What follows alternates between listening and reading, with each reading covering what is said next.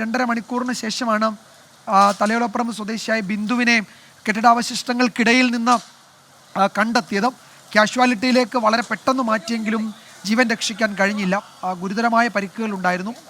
ബിന്ദു മരിച്ചു എന്നിപ്പോൾ ആ വിവരങ്ങളാണ് അവിടെ നിന്ന് വരുന്നത്. നേരത്തെ 2 പേർക്ക് പരിക്കേറ്റിരുന്നു, പക്ഷേ അവരുടെ പരിക്ക് ഗുരുതരമല്ല, അവർക്ക് കാര്യമായ പ്രശ്നങ്ങളില്ല.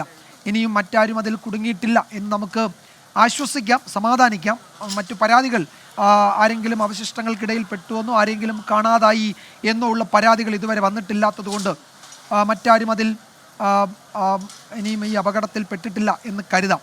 ഇപ്പോൾ നമ്മൾ ദൃശ്യങ്ങളിൽ കാണുന്നത് ആ ഭാഗത്ത് അവശിഷ്ടങ്ങളൊക്കെ നീക്കി വളരെ വിശദമായ ഒരു തെരച്ചിൽ നടത്തുകയാണ്.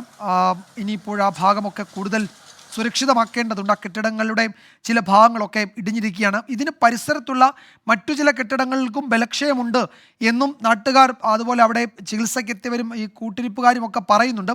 അതിൻ്റെ വസ്തുത ഇനി പരിശോധിക്കേണ്ടതുണ്ട്. ഒരുപക്ഷെ ഒരു സുരക്ഷാ ഓഡിറ്റ് അതിൻ്റെ പരിസരത്തുള്ള എല്ലാ കെട്ടിടങ്ങളിലും വേണ്ടിവരും എന്ന് വ്യക്തമാക്കുന്നതാണ് കോട്ടയം മെഡിക്കൽ കോളേജിൽ നിന്നുള്ള ഏറ്റവും പുതിയ വിവരങ്ങൾ. അത് ആ ആവശ്യം ശക്തമാക്കുകയും ചെയ്യുന്നുണ്ട്. കോട്ടയത്ത് ഇത്തവണ കനത്ത മഴ ഈ ദിവസങ്ങളിൽ കാലവർഷത്തിൻ്റെ 1-2 ഘട്ടങ്ങളിൽ പെയ്തിരുന്നു. ആ മഴയിൽ ഒരുപക്ഷെ ഈ കെട്ടിടം നനഞ്ഞ് കുതിർന്നിട്ടുണ്ടാകാം കൂടുതൽ. അതിന് സുരക്ഷാ ഭീഷണി ഉണ്ടായിരുന്നു. അത് മറ്റൊരു സ്ഥലത്തേക്ക് മാറ്റാനൊക്കെയുള്ള ശ്രമം നടക്കുന്നുണ്ടായിരുന്നു. പക്ഷെ അപ്പോഴും ആ കെട്ടിടത്തിൽ ആളുകൾ പോകുന്നത് തടഞ്ഞിരുന്നില്ല എന്നതാണ് ഒരു വീഴ്ച എന്ന നിലയിൽ ഈ ഘട്ടത്തിൽ നമ്മൾ കരുതേണ്ടത്. സൂര്യശ്രീ ചേരുന്നുണ്ട് ഒരിക്കൽ കൂടി. സൂര്യശ്രീ, അവിടെ ഉണ്ടായിരുന്ന ആ കെട്ടിടത്തിൻ്റെ പരിസരങ്ങളിൽ ഉണ്ടായിരുന്ന ആ ബ്ലോക്കുകളിലെ രോഗികളെ കൂടി സുരക്ഷിത കേന്ദ്രങ്ങളിലേക്ക് ഇപ്പോൾ മാറ്റിയിട്ടുണ്ട്. ഇനിയും ആരെങ്കിലും അതിൽ പെട്ടിട്ടുണ്ടോ എന്നൊരു സംശയം ഉണ്ടായിരുന്നു. പക്ഷേ ഇതുവരെ അങ്ങനെ ആരെയും ഇനി കാണാനുണ്ട് എന്ന പരാതിയൊന്നും വരുന്നില്ലല്ലോ, അല്ലേ?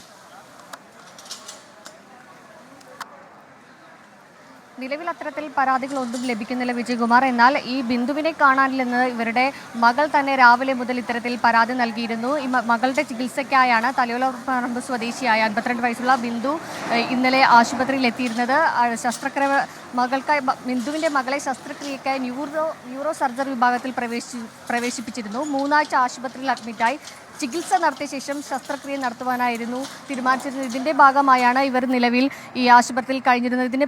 തുടർന്ന് ഇന്ന് രാവിലെ കുളിക്കുവാനായിട്ടാണ് ബിന്ദു ഇത്തരത്തിൽ ഈ ശുചിമുറിയുടെ ഭാഗത്തേക്ക് എത്തിയത്. അപ്പോഴാണ് ഇത്തരത്തിൽ അതിദാരുണമായ ഒരു സംഭവം നടക്കുന്നത്. കെട്ടിടം ഇടിഞ്ഞു വീണു. ഇതിനടിയിലേക്ക് ബിന്ദു പെടുകയായിരുന്നു. ഏതായാലും തലയോലപ്പറമ്പ് സ്വദേശി വിശ്രുതൻ്റെ ഭാര്യ ബിന്ദുവാണ് മരിച്ചതെന്നാണ് നമ്മൾക്ക് ഒടുവിൽ അറിയാൻ കഴിയുന്ന വിവരം. അതിദാരുണമായ സംഭവം എന്ന് തന്നെ പറയാം. നിലവിൽ ഇപ്പോൾ 4 പേരാണ്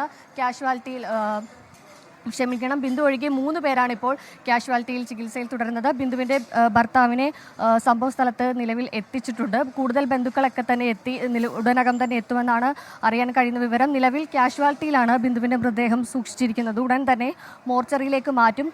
കൂടുതലായി നമുക്ക് ഇവിടെ നിന്ന് അറിയാൻ കഴിയുന്ന വിവരം, ധാരാളം രോഗികളൊക്കെ തന്നെയും ഈ ഇടിഞ്ഞു വീണ കെട്ടിടത്തിൻ്റെ താഴ്ഭാഗങ്ങൾ ഉണ്ടായിരുന്നു. അടിയന്തരമായ ശസ്ത്രക്രിയ കഴിഞ്ഞ രോഗികളൊക്കെ തന്നെ ഉണ്ടായിരുന്നു. ഇവരെ എല്ലാവും വലിയ രീതിയിൽ ഇവിടെ കൂട്ടിരിപ്പുകാർ തന്നെയാണ് രക്ഷപ്പെടുത്തിയത്. നമ്മളോടൊപ്പം ഇത്തരത്തിൽ അപകടത്തിൻ്റെ ഒരു ദൃക്സാക്ഷിയാണ് ചേർന്നത്. ചേട്ടാ, എങ്ങനെയായിരുന്നു രാവിലത്തെ ഒരു സംഭവം? രാവിലെ ഒരു 10:43 എൻ്റെ ഒരു ഓർമ്മ. ആ സമയത്ത് വലിയ സൗണ്ടാണ് കേട്ടത്. മൊത്തം താഴോട്ട് വീഴുന്നതാണ് കണ്ടത്. അന്നേരം എല്ലാവരും പാനിക്കായി കംപ്ലീറ്റ്. എല്ലാവരും എന്തോ ആ സമയത്ത് സൗണ്ടാണ് മെയിനായിട്ട് നമ്മൾ കേൾക്കുന്നത്. അത് കഴിഞ്ഞിട്ട് എല്ലാവരും ഓടുന്നതാണ്. അപ്പം ഈ കിടപ്പ് രോഗികൾ ഒരുപാടുണ്ട്. അവർക്ക് കൈ വയ്യാത്തവരുണ്ട്. അതുപോലെ ഓപ്പറേഷൻ കഴിഞ്ഞിട്ട് കൊണ്ടുവന്ന് ട്യൂബ് ഇട്ടിരിക്കുന്ന ഒരുപാട് രോഗികൾ. ഇവരൊക്കെല്ലാം മാസ്കും വെച്ചിട്ടുണ്ട്. ഓക്സിജൻ മാസ്ക് അകത്ത് തന്നെ കൊടുത്തിരിക്കുന്നതാണ്. അപ്പോൾ അവരെല്ലാം അങ്ങോട്ട് പോകും. ആ പാടെ ഒരു വല്ലാത്ത സിറ്റുവേഷൻ, അത് പറയാൻ പറ്റത്തില്ല.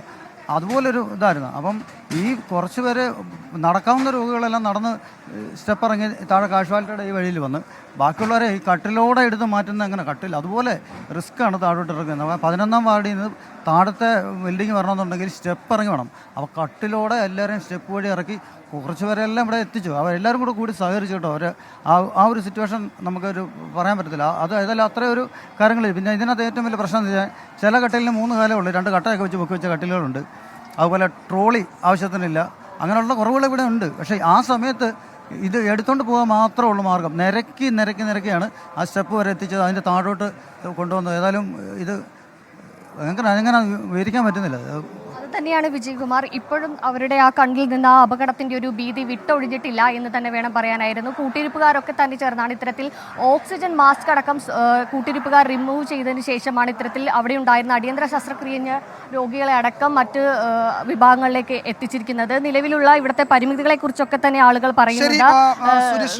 ഇത് നമുക്ക് ഈ ദൃശ്യങ്ങളിൽ കാണുന്നത് ഇതാണ് ഈ ദാരുണ അപകടത്തിൽ ജീവൻ നഷ്ടപ്പെട്ട തലയോലപ്പറമ്പ് സ്വദേശി ബിന്ദു. അവരുടെ ചിത്രമാണ് നമ്മൾ കാണുന്നത്. മകളുടെ ചികിത്സയ്ക്ക് വേണ്ടിയാണ് ബിന്ദു മെഡിക്കൽ കോളേജിൽ എത്തിയത്. അപ്പോഴാണ് ഈ അപകടത്തിനിരയാവുകയും ചെയ്തത്.